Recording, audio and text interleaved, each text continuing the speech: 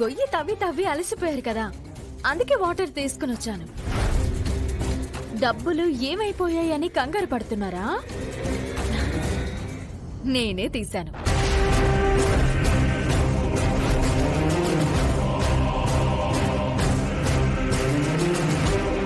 ఆ డబ్బులే మావయ్య తిరిగి రెస్టారెంట్ వాళ్ళకి కట్టేశారు. మీరు ఎంతో కష్టపడి ఇక్కడ దాచిన డబ్బులు నా కంట పడిపోయాయి నిహారిక. మేమిక్కడ డబ్బులు దాయడం ఏంటి? ఏం మాట్లాడుతున్నావు నువ్వు? మరెందుకు వచ్చారు ఇక్కడికి? మీ లాన్ లో అయితే చల్ల గాలిస్తుందని ఇలా వచ్చాం. బంగారం వచ్చింది గాలి చాలు, వెళ్దాం పద. అయితే డబ్బులకి నీకు సంబంధం లేదంటావా? లే. ఇక్కడ దాచిపెట్టలేదంటావా? లే. రోడ్డు మీద దొంగతనం చేయలేదంటావా? లే. మనల్ని అనవసరంగా ఇరికించాలనుకుంటుంది. పద వెళ్దాం. 1 minute. ఇద్దరికి ఓ సినిమా చూపిస్తాను. టికెట్ లేకుండా ఫ్రీగా చూసి వెళ్ళండి.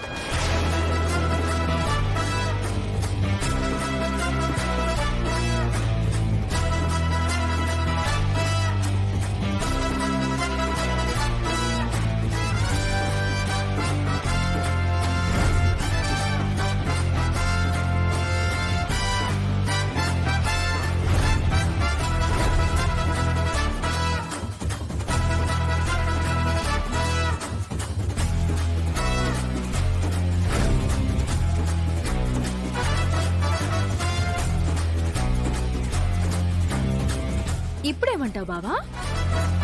ఆ ఏరియాలో సీసీ కెమెరా లేవు కదా.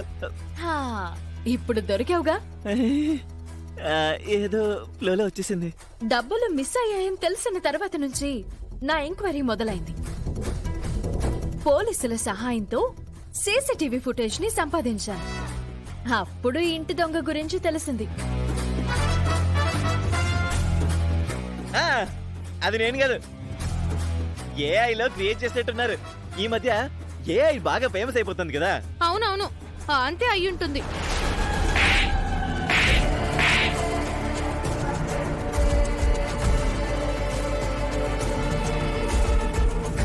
నీ చెంప మీద పడాల్సిన దెబ్బ దీని చెంప మీద పడింది.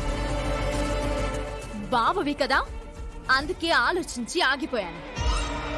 దీనిని ఎందుకు కొట్టానంటే భర్తని దొంగతనాలకి ప్రోత్సహిస్తుంది కదా, అందుకు కొట్టాను. ఇదంతా నీ పనేనని అత్తయ్య ముందు చెప్తే ఆమె గుండె పగిలిపోతుందని చెప్పలేదు.